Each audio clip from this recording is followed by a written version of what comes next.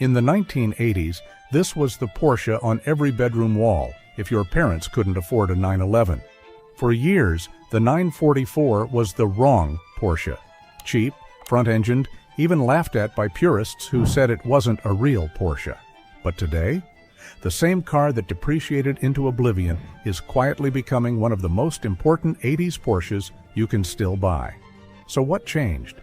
Why is the automotive world finally giving the 944 its flowers? And should you care about a front-engine Porsche before the prices make it another unobtainable dream? The Porsche that didn't want to be a 911. To understand the 944, you need to understand Porsche's existential crisis of the 1970s. The company was essentially a one-trick pony, and that trick, the 911, was getting expensive to produce and even more expensive to buy. The oil crisis had governments threatening sports cars with extinction. Porsche needed volume, they needed affordability, and they needed it fast. Enter the 924, Porsche's controversial collaboration with Volkswagen and Audi. Here's the dirty secret that haunted Porsche for years. The 924 used an Audi-sourced engine. Porsche purists were mortified. A Porsche with a Volkswagen engine? It was heresy. The jokes wrote themselves. This was the Porsche your dentist drove, not your racing hero. But Porsche's engineers saw something the critics didn't. The transaxle layout was brilliant. By mounting the transmission at the rear axle, they achieved nearly perfect 50-50 weight distribution. This wasn't just a compromise, it was potentially better than the 911's tail-heavy layout for everyday driving. Then came 1982, and everything changed. Porsche created their own engine, a 2.5-liter inline-4 that was essentially half of the 928's V8. Suddenly, this wasn't an Audi in Porsche clothing anymore. This was a legitimate Porsche sports car that just happened to have its engine in the wrong place. The 944 launched with 163 horsepower, pop-up headlights that screamed 1980s cool, and handling that made the 911 nervous in the corners. It was the sensible Porsche, the one your accountant drove, not your rock star. And for enthusiasts who worshipped at the altar of air-cooled rear-engine perfection, that made it the red-headed stepchild of the Porsche family. The perfect 80s time capsule. Step inside a 944 and you're not just entering a car, you're time-traveling to 1985. The cabin is unapologetically geometric, all straight lines and purposeful angles, like someone designed a sports car using nothing but a ruler and graph paper. Those pop-up headlights? They're not just a design quirk, they're a passport to an era when cars had personality instead of efficiency ratings. Press the button, watch them slowly rise like a sleepy robot waking up, and tell me that doesn't make you smile. The gauges are refreshingly analog, no digital displays, no screens, just 5 simple dials telling you everything you need to know. Tachometer front and center, exactly where Porsche thinks your eyes should be. Because in the 80s we still believed in the purity of the driving experience. And yes, there's a slot for your cassette tape right there in the dash. This was the era when you'd spend Friday night at Tower Records, buy the new Dire Straits album, and take the long way home just to hear it through your car speakers. The 944 wasn't just transportation, it was your personal entertainment system, your status symbol, and your weekend escape pod, all wrapped in one sleek package. This wasn't just a car. It was a status symbol for people who read Car and Driver instead of GQ, who could quote 0 to 60 times like baseball statistics, who knew that transaxle meant sophisticated engineering, not automotive compromise. The 944 became the thinking person's sports car. While your neighbor with more money than taste bought a Corvette or a Ferrari Mondial, you bought the 944 and knew you'd made the smarter choice. It was aspirational accessibility, a genuine Porsche that didn't require a second mortgage. Today, that 80s aesthetic isn't just nostalgic, it's cool again. The Radwood movement celebrates exactly what the 944 represents: analog purity, geometric design, and that specific moment when cars were smart enough to be sophisticated, but not so smart that they drove themselves. The VHS era, the analog road trip, the mixtape culture, the 944 embodies all of it. This is the automotive equivalent of your favorite synthwave soundtrack, and suddenly, in 2025, that's exactly what people are craving. Why everyone hated it, and why they were wrong. For decades, the 944 lived under a dark cloud of dismissal. The phrase you'd hear over and over, "It's not a real Porsche." The Porsche orthodoxy was clear and unforgiving. Real Porsches had air-cooled engines mounted behind the rear axle. Anything else was apostasy. The 944, with its water-cooled inline-4 up front, might as well have been a Honda wearing a Porsche badge. Every automotive journalist compared it to the 911, and in those comparisons, the 944 always came out looking like the compromise car, the "if you can't afford the real thing" Porsche. Road and Track would write glowing reviews about the handling, then end with, "But of course, if you have the money, buy the 911." The depreciation was brutal.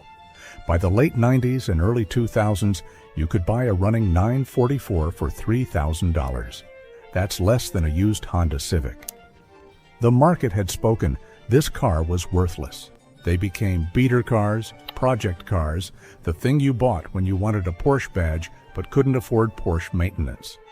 Neglected examples sat in driveways with blown head gaskets and seized clutches, reinforcing the narrative that these were disposable cars.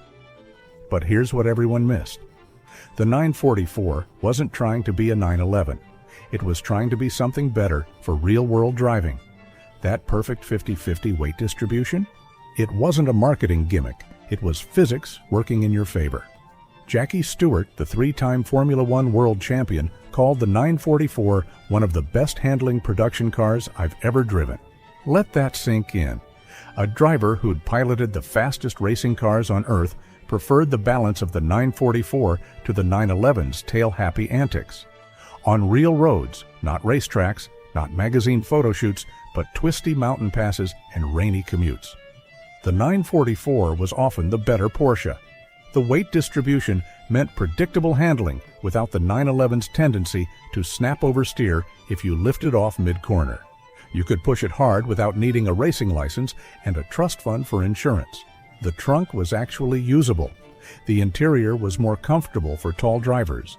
The visibility was spectacular compared to the 911's cave-like cockpit. In every practical measure, the 944 was the smarter choice. But practicality doesn't sell posters. Sensibility doesn't win bar arguments. And for 30 years, the 944 paid the price for being the Porsche that made too much sense. Automotive history is littered with cars that were right but not romantic, and the 944 was Exhibit A. From cheap 80s beater to future classic. Something fascinating happened around 2015. Those $3,000 beater 944s? They started selling for $15,000, then $25,000, then $40,000. Clean 944 turbos that nobody wanted are now pushing $80,000 at auction. So what changed? Three forces converged at exactly the right moment. First, the 80s nostalgia wave hit critical mass. The kids who grew up with 944 posters on their walls are now in their 40s and 50s with disposable income and a yearning for their youth. Suddenly, that geometric 80s design isn't outdated. It's iconic.